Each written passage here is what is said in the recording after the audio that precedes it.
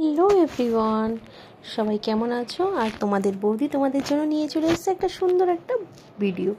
আজকে তোমরা অনেক দিন ধরে বৌদিকে শুধু বলছো বৌদি একটা গোসলের ভিডিও দাও, একটা স্নানের ভিডিও দাও, গোসলের ভিডিও দাও। তো ভাবলাম চলো, আমার দেওরা এত করে বলছে, তাহলে কথাটা রাখা যাক।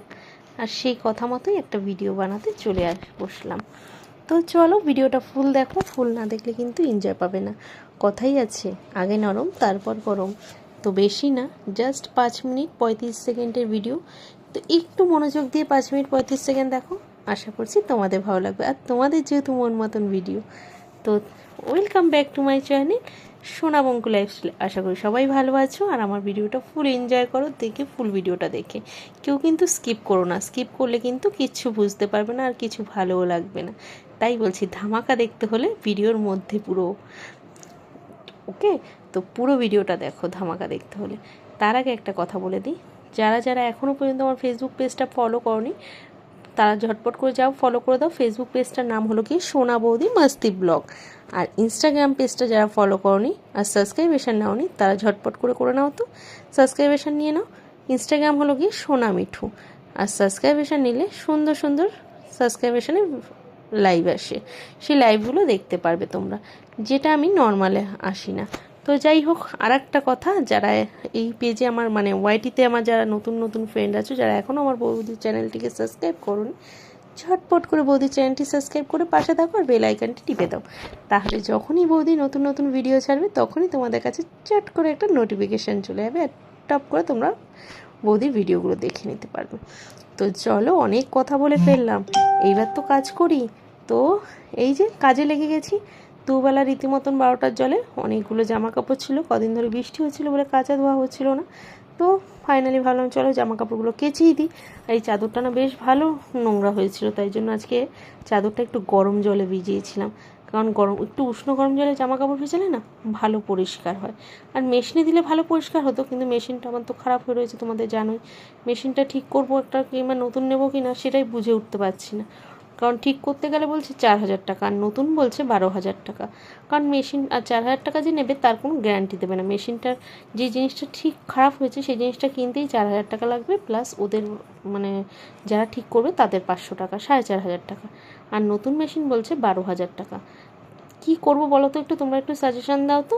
আমার তো মাথায় ঢুকছে না, আর কাচতে কাচতে আমার যেন দম বেরিয়ে যাচ্ছে। কী বলো তো, এখন যেমন তেমন কোনো অসুবিধা হচ্ছে না, কিন্তু শীতকালে না প্রচণ্ড অসুবিধা হয়। কারণ ছেলে ছোট, ছেলে রীতিমতন রেগুলার সোয়েটার থাকে, সেগুলো কাচতে ধুতে হয়। নিজের গায়ে সোয়েটার থাকে, আর সেগুলো সহজে শীতকালে রোদ তো বুঝতেই পারছো, সহজে শুকাতে চায় না। আর আমার তো ঠান্ডার দোষ আছে, কাচলে পরেই ঠান্ডা লেগে যায় বড্ড। কী করবো বুঝতে পারছি না। ভাবছি অল্প অল্প করে কিছু টাকা জমিয়ে একটা লোন পাওয়ারও কথা আছে। মানে আমরা যেই গোষ্ঠীর লোন, গোষ্ঠীর বই করি না, সেই গোষ্ঠীর বই থেকে একটা লোন পাওয়ার কথা আছে 10,000 টাকার মতো। ভাবছি ওই লোনটা পেলে একটা 2,000 টাকা মিশিয়ে একটা নতুন একটা ওয়াশিং মেশিন নিয়ে নেবো।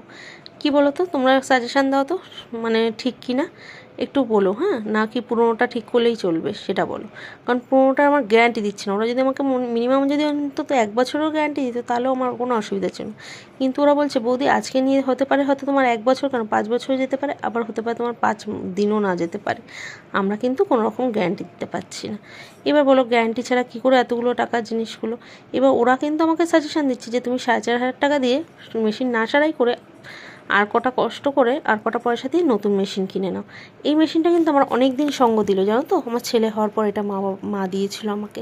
তো সেখান থেকে এত বছর কাটলো, মানে 6 বছর পাক্কা। আমার ছেলে তো 6+, তো 6 ইয়ার্স হয়ে গেল আমার ছেলে রীতিমতন এত বছর দিল সার্ভিস। কিন্তু এখন না খুব ডিস্টার্ব করছে, কি করি বুঝতে পারছি না। তো তোমরা একটু সাজেশান দিও, তাহলে বেশ ভালো লাগবে। তো যাই হোক, এত গরম পড়েছে না, অসম্ভব গরম পড়েছে। গরমে মানে ভাল লাগছে না কিচ্ছু, বিশ্বাস করো। ওই জন্য না শেষে গায়ে জল ঢেলেই নিলাম শেষ পর্যন্ত। কাচতে যেয়ে দেখলাম ঘেমে এমনিই স্নান হয়ে যাচ্ছি। তারপর ভাবলাম ঘামের স্নানের থেকে চোখ ঠোক জ্বলছিল, ভাবলাম দুমক জল ঢেলেই নিই, তাতে কী হবে, শরীরটাও ঠান্ডা হবে। আর যাই হোক, কাজটা করতেও ভাল লাগবে। তো আর দেখতে পাচ্ছ আমার ঘরটা কেমন আধা আধি হয়ে পড়েছে, কোন দিকে এগোবো বুঝতে পারছি না। একবার ভাবছি জিনিস কিনবো, আবার ভাবছি জিনিস কিনতে গেলে তো ঘরটা না ঠিক করলে ঘরটারও বা কী অবস্থা হয়েছে, কোন দিকে যাব বুঝতে পারছি না। তোমরা একটু হেল্প করো বৌদিকে, তাড়াতাড়ি করে বৌদিকে অনেক অনেক সাপোর্ট করো। হেল্প মানে কি, আমি তোমাদের কাছে পয়সা চাইছি না, তোমরা বৌদিকে অনেক অনেক ভালোবাসা দাও, তাহলেই হবে। তাহলে বৌদি এখান থেকে যেটুখানি আর্ন করতে পারবে সেখান থেকে একটু একটু করে বৌদির শখগুলো, আশাগুলো পূর্ণ করতে পারবে, স্বপ্নগুলো, আর কিছুই না। তো চলো, ভিডিওটা যদি ভালো লেগে থাকে অবশ্যই একটা লাইক, কমেন্ট, শেয়ার আর চ্যানেলটি সাবস্ক্রাইব করে পাশে থেকো, ঠিক আছে? আরেকবারও বলে দিলাম। তো টাটা, নেক্সট ভিডিওর জন্য ওয়েট করো। আর আশা করছি নেক্সট ভিডিওটা তোমাদের আরও বেশি ভালো লাগবে, আরও বেশি অনেক অনেক পছন্দ হবে। তো bye bye, see you, next day আবার দেখা হচ্ছে তোমাদের সাথে।